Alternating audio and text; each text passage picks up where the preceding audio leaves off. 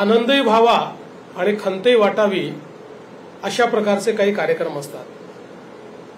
आनंद याकरता की डॉक्टर जलील परकार यांनी अतिशय सुंदर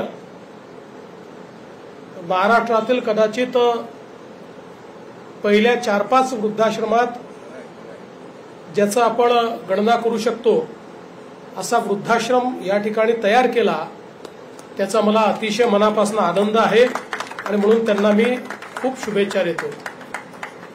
आणि खंत याची की आपल्या समाज व्यवस्थेमध्ये अलीकडच्या काळामध्ये परिवार लहान झाले, अडचणी लोकांच्या वाढल्या, काही प्रमाणात ओलावा देखील कमी झाला आणि त्यामुळे मोठ्या प्रमाणात वृद्धाश्रमांची गरज पडायला लागली। कारण आपल्याला कल्पना आहे की भारतामध्ये परिवार संस्कृती ही इतकी चांगली होती, शक्तिमान होती, शक्तिशाली होती की भारतात वृद्धाश्रमाची संकल्पना ही बराच काळ नव्हती। परंतु जेव्हा समाजच एखादा आव्हान उभं करतो त्यावेळी त्या आव्हानाचा सामना करण्याकरता समाजातलंच कोणीतरी पुढे येतं आणि अशाच प्रकारे डॉक्टर जलील परकार हे पुढे आले आणि त्यांनी ही व्यवस्था या ठिकाणी उभी केली आहे। आपण सगळे लोक डॉक्टर जलील परकारांना जाणतोच, भाईंनी देखील त्यांच्याबद्दल सांगितले, आम्ही सर्वांनी अतिशय जवळून त्यांना बघितलेलं आहे। कोणत्याही वेळी डॉक्टर जलील परकारांना कोणी फोन केला तरी ते उपलब्ध असणारे। एखादा पेशंट त्यांच्या अंदर असो किंवा नसो, पण आपण एकदा त्यांना विनंती केली तर त्याच्या डिस्चार्ज पर्यंत त्याची सर्व सेवा शुश्रूषा नीट होते की नाही हे पाहणारे डॉक्टर जलील परकार।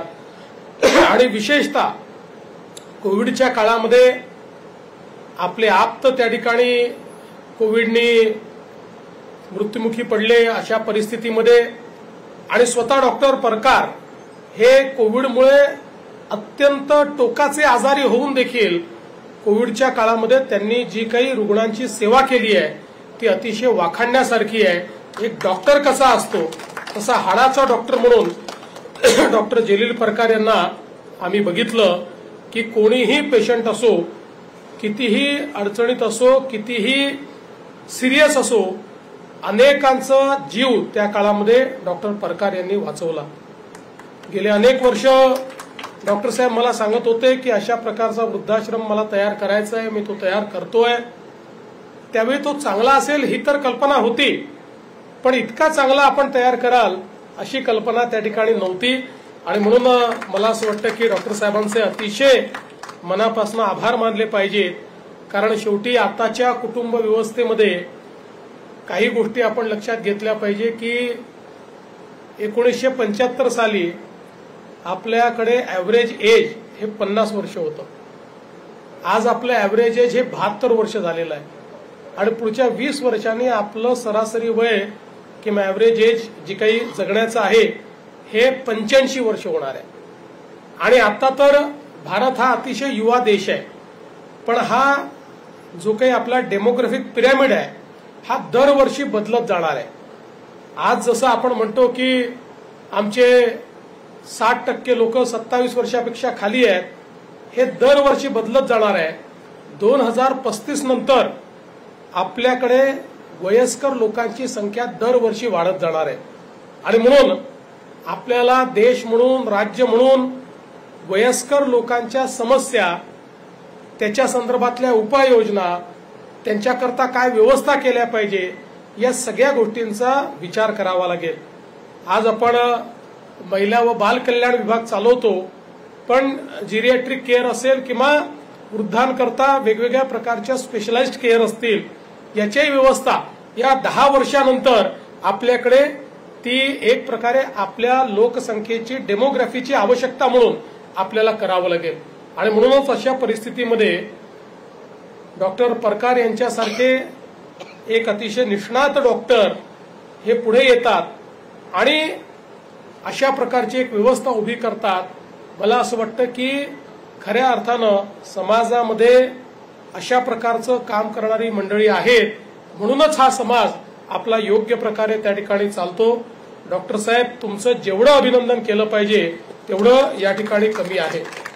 आणि मला असं वाटतं की हा सगळा परिसर इतका सुंदर आहे की इथे जे राहायला येतील ते आपल्या परिवारापासून दूर असले तरी त्यांचा एक नवीन परिवार या ठिकाणी तयार होईल। आणि या निसर्गाचं जे सौंदर्य आहे, म्हणजे इथे आपण जर बघितलं तर इथे शांतता आहे पण एकटेपण नाही आहे, हे अत्यंत महत्वाचं आहे। या ठिकाणी आपण पाहू शकतो की वृद्धाश्रम आहे पण या ठिकाणी निराशा नाही आहे, एक आशा या ठिकाणी आपल्याला पाहायला मिळते। चारीकडे बघितल्यानंतर निसर्गातनं जी आशा, जी अपेक्षा, या ठिकाणी जी एक प्रकारची मानसिक शांती या ठिकाणी आमच्या वृद्धांना मिळेल। आपण वेगवेगळ्या प्रकारच्या फळबागा तयार केलेल्या आहेत, फुलांची झाडं तयार केलेली आहेत, नदी या ठिकाणी आहे। मला असं वाटतं की अशा ठिकाणी आमचे जे वृद्ध राहायला येतील त्यांचं आयुष्य किमान 5-10 वर्षांनी या निसर्गामुळेच वाढेल, हा मला विश्वास आहे। आणि म्हणून अतिशय चांगलं अशा प्रकारचे कार्य केल्याबद्दल आम्ही सगळे आपलं अतिशय मनापासून अभिनंदन करतो। एकदा आपण जोरदार टाळ्या वाजवून डॉक्टर साहेबांचं अभिनंदन करूया।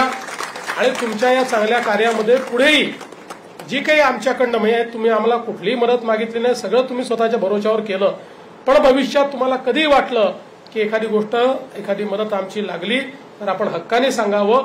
चांगल्या कामात आम्ही पण फुल नाही फुलाची पाकळी मदत निश्चितपणे या ठिकाणी करू, एवढंच या निमित्ताने सांगतो। आणि पुन्हा एकदा आपल्या सर्वांचे मनपूर्वक स्वागत करतो, सर्वांचं अभिनंदन करतो।